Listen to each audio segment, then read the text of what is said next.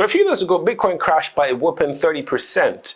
And everyone says buy the dip, but if you had bought that dip, guess what? It crashed even further. So from 65K, Bitcoin, crumbled all the way down to about 29K, which means if you had invested about $1 million, probably you'd be left with 400 and something K. And that is arguably a disaster for many people's portfolios, right? Particularly if you have a large sum invested. And then, of course, the conversation across social media has it that what you should do next is you should just hodl. It will get back to previous prices. And while that is a good advice, it might just not be the best advice. And in the next few minutes, I'm going to tell you why that is. Stay with me.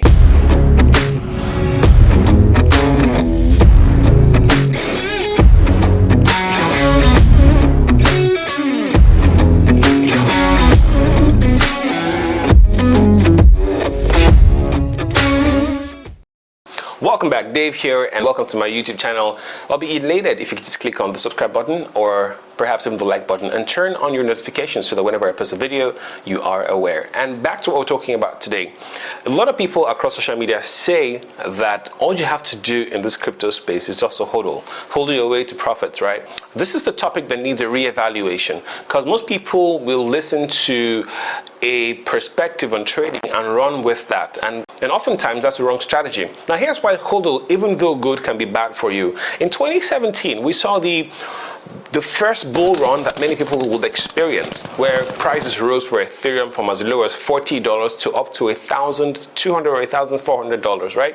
And people were so excited. And what happens with that kind of movement is there's an euphoria and everybody is aiming for the next high. So they're talking about prices to get to 2,000 or even 2,500 or even 5,000 at that particular cycle. And these people forget that markets move in cycles. So at the time they were super excited about these markets, a crash came, and then markets tumbled all down to over, even if it was about below $1,000, right? And these guys were still on the band of hodling. And they said, just hold. Little did they know that we had just entered into a bearish cycle. And from the top of 1,400, Ethereum crumbled all the way down to $100 plus. That was over a 90% loss in profit. So even though you had invested $1 million, and you hodled at some point, right, in the course of that 1 year, your investment will have tumbled all the way down to even below 100K. That's just ludicrous. So I don't see any reason why the strategy at that market cycle was to hodl. So even though hodling is good, by the way, hodl, for if you're new here, is just the word hold. Someone who wanted to type in the word hold made a mistake earlier on, and then we now know hold as hodl, H-O-D-L. So ideally, it's not a bad strategy because if you had waited for 2 years, of course, Ethereum came right back to those previous prices and even surpassed them by almost double. But would you have to have waited 2 years? What if you set up a structure that if the market drops by a certain percentage, it preserves your profit? Most people don't know how to take profits in a bull run, and that's a problem. Anybody can know what to buy. There are tons of videos that show you that on YouTube. Anybody can know how to buy. There are tons of platforms that made it so easy for you to buy. But anybody also can know how to sell, but very few people know when to sell. And you cannot be a great trader if you don't know when to sell.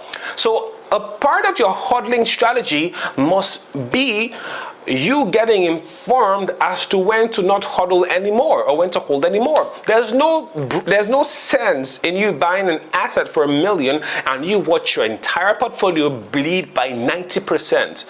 So you should have some risk measures in place where if the market drops by 20%, you're out of it, and then you're going to need further confirmations to get back into the market. That way you have preserved your profits. Every trading platform, most of them as a matter of fact, have a product or have a strategy called trading stops. So you can ideally throw your stops all the way to profits, and then when markets crumble by a certain percentage, it closes you out in profit.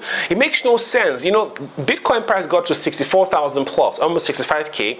Someone had to buy at that price for it to get there. So someone had to buy at 65K for it to be worth that price, right? But many people didn't realize. I had known that those markets were artificially pumped, and in the next couple of days we'll have a downturn or some temporary bear market. I had posted it on Twitter, and I also shared with my community that, hey guys, get ready because it's going to be a dump to the lower 29Ks where a liquidity pool is waiting for your orders to be picked up, right? So ideally, hodling is great, but you can only hodl when you understand the cycle of a market. It makes no sense in buying the top and hodling on your way to the bottom and then hodling on your way to the top. Ideally, when the market reaches a top, or you see that there's so much euphoria in the market, there's so much excitement in the market, everybody, by the time your mechanics are talking about Bitcoin, your hairdresser starts talking about Bitcoin, everybody's talking about getting to the market, the hype is so much. At that point, you should become really careful, right? You sell when everybody is greedy